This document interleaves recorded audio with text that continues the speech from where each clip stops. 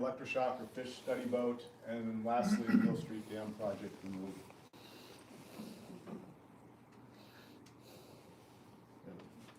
We talk about water quality monitoring. What we're trying to do is use it as an early detection system. So in other words, gather the data, compare it to what we have short term, look at a lot of this historical data we have, because that data can go back as far as I think it was 1978, I was telling you this morning, of data we have in the lake. It may not be in perfect form, but it does give us some indications of what's been out there. And use that to also analyze the food chain, from the plankton to the invertebrates to the fish, and see what they're doing and how they're responding to things. And also to take a look at harmful algal blooms, which almost all lakes have them now. And what we wanted to do is put a system in with Greg Boyer and his team to start identifying if they are in fact containing the cyanobacteria, or are they just normal blue-green algae. And then we can alert the various entities to take some actions against that. And what we hope to do this coming summer is compile that report, the first 4 years of what we've done. 220 was a little bit sketchy because of COVID and just setting the system up, but hopefully we'll have that information and we can start publishing that on our website and putting it out to the group about how we're doing and how the lake's doing in total. As far as the sampling goes, you can kind of see the list of the 4 or 5 items that we're doing, but I want to really focus on just 2, the water sampling that we do and then the zinc. And the water sampling are the tributaries. We piggybacked off a study from Cass College several years ago that was looking at phosphorus. And we took the 6 highest flow rivers coming into the lake and started analyzing them, not just for phosphorus, but for nitrogen, ammonia, specific conductants, chlorides, and suspended solids. And then this year we've expanded it to another 6, so that's 12 out of the 42 full-time and part-time streams that feed into the lake, trying to understand the chemical makeup and what's coming into the lake. And the second part was the zinc testing that we implemented late last year. And everybody knows that the high school is putting in artificial turf fields. Well, one of the components of those fields is the fill that goes in on the top of the surface. And that's basically chrome rubber, which is parts of what automobiles and truck tires, and those leach over time. That chemical leaches out. One of the things that come out of it is zinc. Now, I'm not saying that there's not filtration systems in the system that's being put into the high school, because they claim to have a very state-of-the-art one that will collect a lot of this information, but we want to make sure it's not getting down to the lake. And that way it allows us to test it now, test it probably for the next couple of years as it leaches out, because it's really detrimental to the overall health of the lake. And you can see some of the partners that we work with Upstate, SUNY, Cornell, and Cooper's Labs, and this year we added ESF to do the zinc testing for us as well. And here's a chart of where we actually do the testing. The red triangles are the original 6 tributaries. The orange are the next 6 that we're doing this year, so that's the 12. The purple is where we do the plankton and the invertebrate studies, bottom of the lake and in the water. And then the triangles, or the blue rather, is where we do the zinc testing. So we're doing it, the center point in the lake is a control, 2 tributaries that feed in, along East Lake Road, and then also down at Carpenter's Pond, because we know some of the water flow goes down that way as well. So that's where we're doing some of the testing.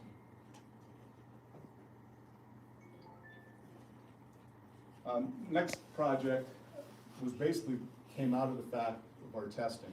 One day we were out doing the testing in the streams, and we noticed there was a significant backflow of really brown water coming out of the canal into the lake.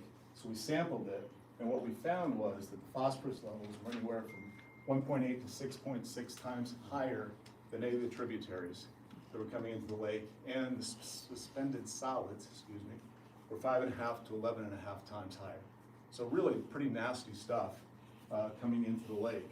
And we've noted over the last 4 years, 3.5, 4 years, about 12 documented cases. I'm sure there's been some more we've missed, but we know there's at least 12. And this dam removal project is not a simple task. A lot of people are involved in it, it's complex, and the fact is, the village doesn't own the 2 dams. It's actually the New York Canals Corp that operates it and owns it. So we're having to work with them, even though they're in favor of it, it's going to be a long-term project to take place. And for those who aren't familiar with it, or maybe aren't as familiar as they think they are, here's an example with the two dams, the Lake Dam, which controls the height of the water in the lake, as well as the Mill Street Dam. And this is the one we're talking about partial or full removal. This is the normal flow of the creek, Chittenango Creek, the normal flow in blue out of the lake and merging into the creek. And then when you have a high water situation, the level between the two dams rises, and it gets to a point where it actually becomes higher than the level of the lake. That causes the flow to reverse and actually runs this way back into the lake. So when we talk about backflow, that's what we're talking about. So it's actually the creek changing direction, pushing it through the canal and out into the lake. And this is going to be a quick video that I have that kind of documents it. And for reference point, I'm on the lake dam right here looking down. In the background here would be Mill Street, if you can see it, dam, and that's Chittenango Creek where it actually turns. So that gives you a point of reference. But you can already see that the water is pretty high. How do I do this? Mouse over the other. I saw Sam, I got it. Why did that dam exist? Why? Back in the 1850s, it was built to handle the expansion of the Erie Canal. And frankly, it was, Well, the lake was artificially raised. correct. Yeah. You know, areas down the south end of the lake were actually part of the land. And over time, it's obviously filled in. But it was done to support the water flow for the canal. So it's unnecessary now. Incorrect, it's unnecessary now, based on what Canals has told us. And they are in favor of taking it down too. They'd love to get rid of some of these dams because they have to maintain them. And it's not easy for them. So, and try that again. So here's an example. Normally it flows this way, and what you're gonna see is it's actually traversing back across the dam, and that's back in the direction of the lake. Do you know when that was taken? October 6th, I believe it was. This year? This year. Seriously? I drive by that all the time, and that creek is really low. I check it out almost every I'll get to day. that in a second Okay. if you give me a moment. And here's a picture of the backflow, basically at the mouth of the lake. The park here, Cazenovia Club over this way, we all have to agree that's some pretty nasty water that's flowing back. And I think we've all seen this picture before. And here's a drone picture of that backflow and the plumes and how far they've spread into the lake. Past, Brewster, past the park, and that's depositing all those minerals and sediment into the water. So, whoever had that question, yes, the canals has kept the water lower between the two dams. 2 of the 3 sluice gates have been opened all summer. But there was a situation back in October where Tuscarora Lake had to lower their lake 7 feet in order to do some work on the dam. Well, that flows into Chittenango Creek. So that coupled with 1.5 inches of rain that we had caused the backflow down. So it's even happening with those two. I missed the boat, literally.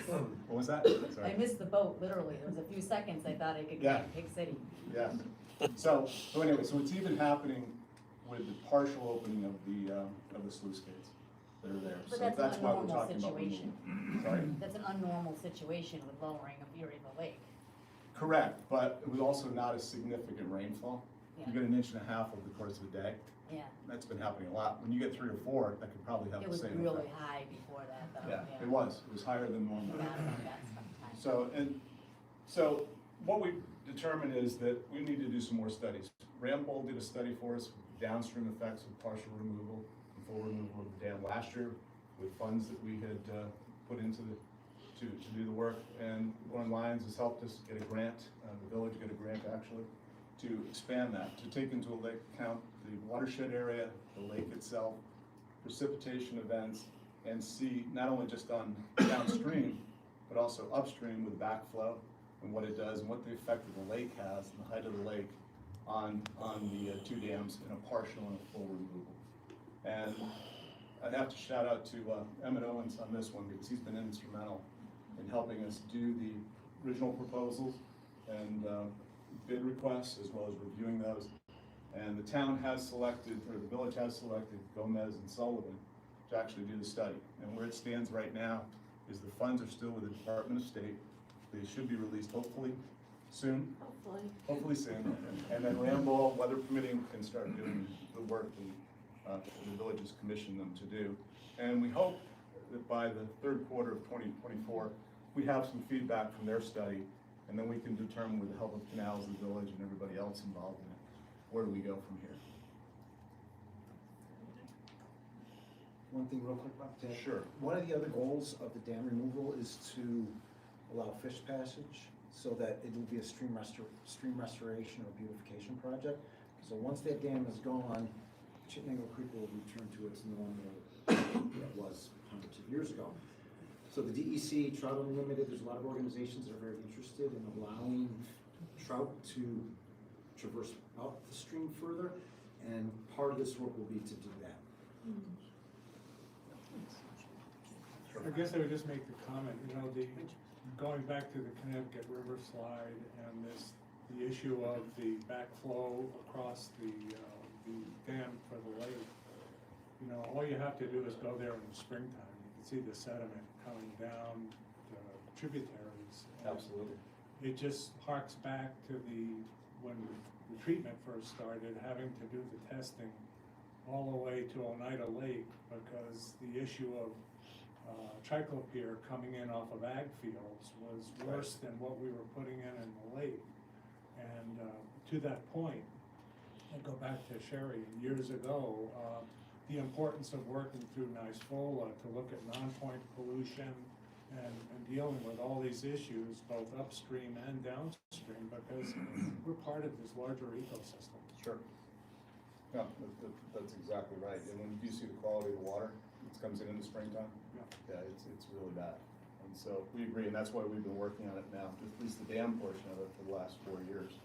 And we probably have another 4 years before we actually can get there, but we are moving it in the right direction, we believe. So anyway, lastly, in the interest of time, I'll kind of cut this short, but the fish boat Dave talked about last year with a partnership between Caz College and the CLA to get some new equipment to help with our fish studies, kind of completing that whole loop of the ecosystem we talked about, modernizing it.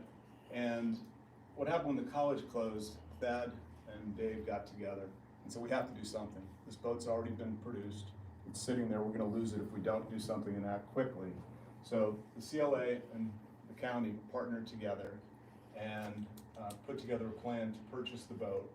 And out of it also came a new relationship with SUNY Morrisville. So it'll fill that gap that we've had with Caz College. And Bill Schneider and his group are going to be doing some of the fish studies, and we hope some other classroom involvement on the lake to benefit just like we did at the college. And as far as the status goes, the boat was purchased, it delivered in July, used the non-treatment funds that we have at the CLA, as Dave talked about before. And the equipment through our agreement that we have with the county is owned by the county, it's maintained, it's the insurances, storage, the whole thing are done. And Thad and Bill did some studies on the lake in October, as well as some workshops that were done on the lake as well. And it's a pretty impressive boat when you look at it. And here's a picture of that boat with Bill and Thad and their team, as well as a representative who did the training on the boat when we picked it up. So if you see that out there, particularly see it out there at night, you see a bunch of lights, you'll see some things hanging off of it. That's the boat that does the fish studies for us. And don't swim. It's pretty cool. And don't swim, and don't dive off the boat. Yeah, exactly. That's it on my part. I think, Tom, you're up.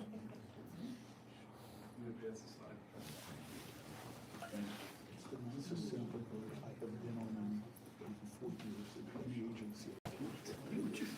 If I could take a moment and ask the people who are on the Lake Association board, or if you're in an elected or appointed position, to rise and be recognized, because you are the selfless individuals that help make this community great. So Kyle, everyone that's involved, please stand. Thanks so much.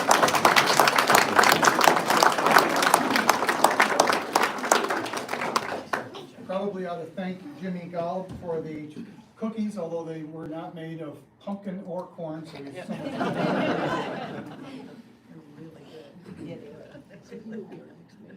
Cazenovia has 7 parks that we're responsible for. I'm going to focus on the 2 that are directly related to the lake today, Lakeland Park and Lakeside Park. Lakeland Park is the park that's closest to the Braylock.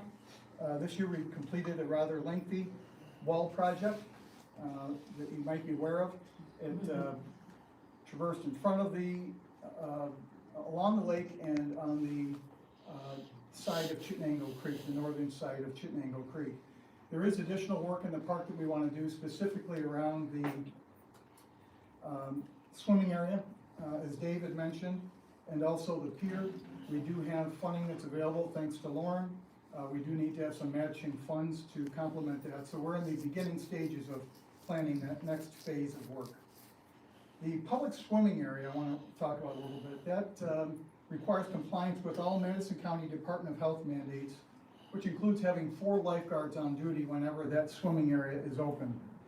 3 lifeguards are in position, one in the shallow buoyed area, one by the pier, and one by the diving area.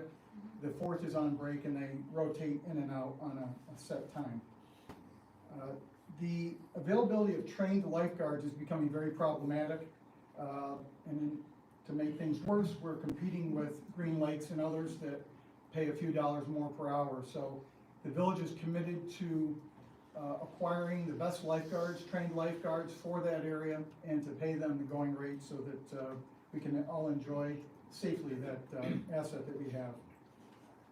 Swimming this year formally ended the middle of August. It was about a week shy of when we normally like. That is based on funding and availability of lifeguards.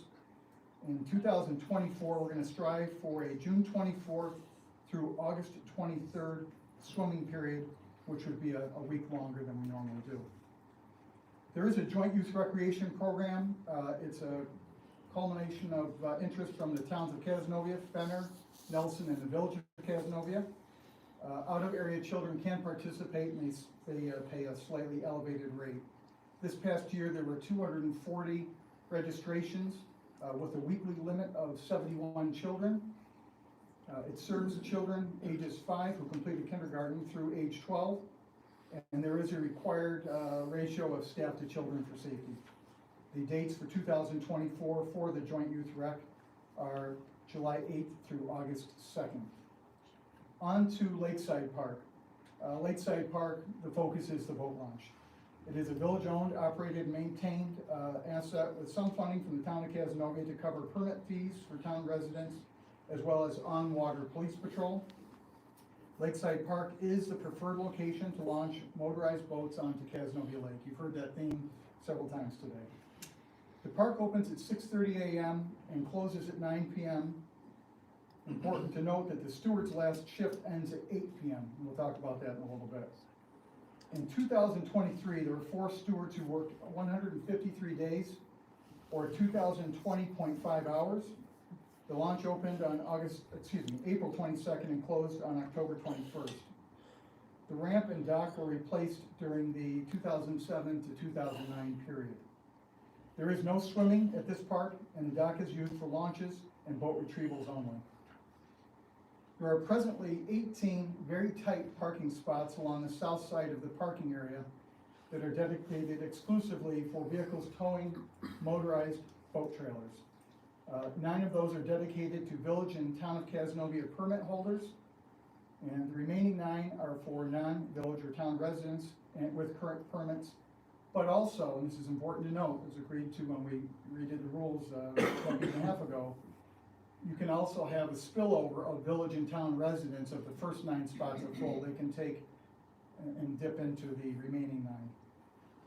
The Village of Cazenovia Police Department patrolled the lake with their watercraft on 20 occasions, totaling 96 hours from Memorial Day to Labor Day. In addition to patrols and enforcement, the Cazenovia Police Department hands out boater safety pamphlets and ID stickers for smaller watercraft.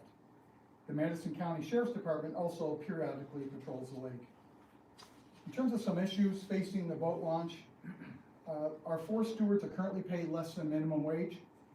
Their role is absolutely critical in reducing the likelihood of invasive entering Cazenovia Lake through the boat launch. And as a result, some fees will be increased to offer them a competitive hourly rate. The stewards will be given updated job descriptions prior to the 2024 season, which places sole focus on the launch. Right now, they'll participate in overseeing the pavilions or the ball fields, and we don't want that. Focus is on the boat launch. Anyone who has an interest in serving as a boat steward, or excuse me, a launch steward should contact me. There is a gap, as I mentioned earlier, in the evening from when the steward leaves and the gate is locked. The park closes at 9, but the police department might not be able to get down there until 9:30, 10 o'clock if they're on a call to close that gate, and that's a problem.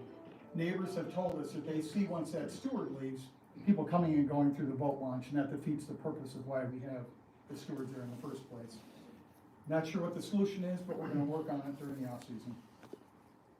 We've offered in the past a one-day pass, and it was used this past year 136 times. It allowed someone to come up without notice, pay $10 and get onto the lake. It sounded great. We had a couple of things that we instigated a decade and a half ago, but this obviously has proven to be not fair to people who are paying $75 to access the lake, and the $10 in no way covers the expenses associated with both the clerical work and the stewards. And so that one-day pass is probably going to be terminated. There's a hotel pass that was also given during the same time, so if you're staying at one of our 4 hotels, 3 at the time now at the Hampton Inn, that you could have a free pass to get onto the lake.